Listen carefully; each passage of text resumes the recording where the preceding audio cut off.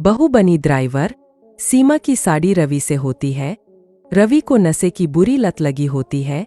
एक दिन अरे माँ, मेरा एक साइड का शरीर काम नहीं कर रहा है। मैं आज खेतों में कैसे जाऊंगा? अरे बेटा, ऐसा ना बोल। तेरे पापा के जाने के बाद से तू ही घर चलाने का सहारा है। मैं डॉक्टर को बुला लाती हूँ। देखिए बहन जी, रोहन के शरीर के एक साइड में लकवा है। अब वो कभी ट्रैक्टर नहीं चला पाएगा। घर में मंहूसियत का माहौल हो जाता है। लीजिए माँ जी, रोटी खा लीजिए। अरे बेटा, मुझे तो भविष्य की चिंता हो रही है। मेरा एक ही बेटा है और वो भी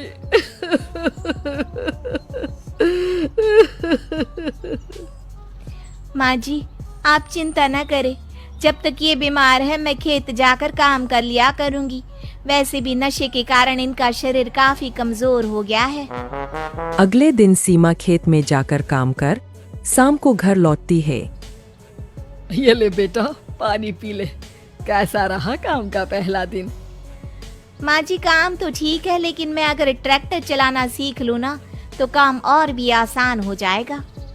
अरे बेटा, दुनिया क्या कहेगी कि औरत होकर ट्रैक्टर चला रही है?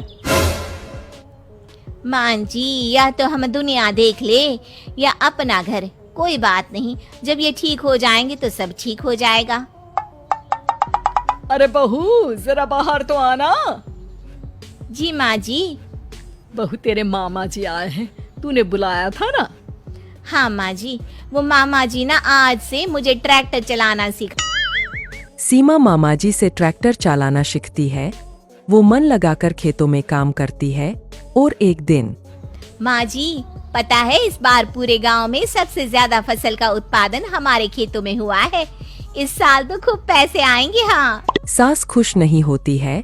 वो चुपचाप वहाँ से जाने लगती है। तभी सीमा उसे रोक लेती है। क्या हुआ माँ जी, आपको खुशी नहीं हुई?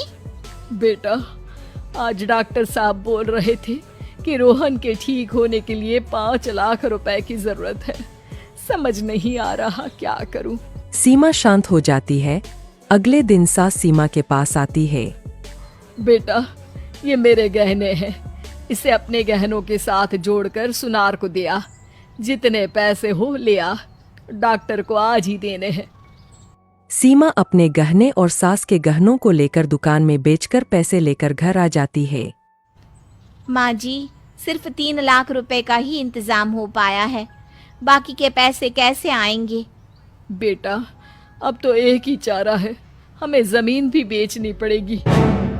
माँ, खेत बेच देंगे तो खाएंगे क्या?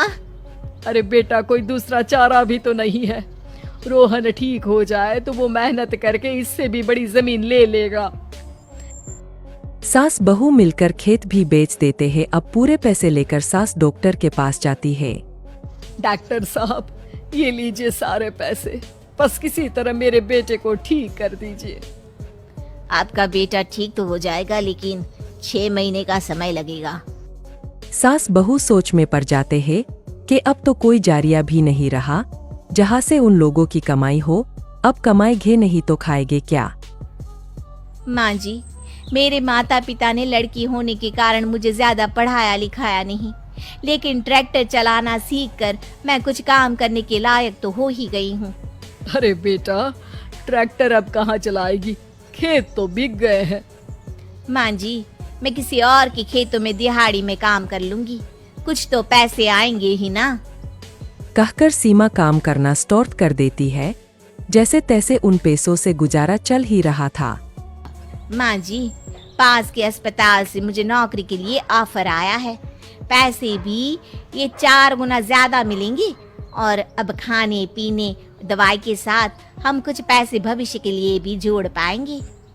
लेकिन काम क्या है बहू? माँ जी, मुझे अस्पताल की एम्बुलेंस चलानी है। अरे, तू तो मेरी बहू नहीं, बेटा है। बेटा, जरूर जा बेटा। और हाँ, तूने पूरे गांव में एक मिसाल कायम कर दिया कि हर काम हर कोई कर सकता है। उनके लिए लड़की या लड़का होने की कोई जरूरत नहीं। सीमा मन लगाकर काम करना शुरू कर देती है। आगे जाकर वो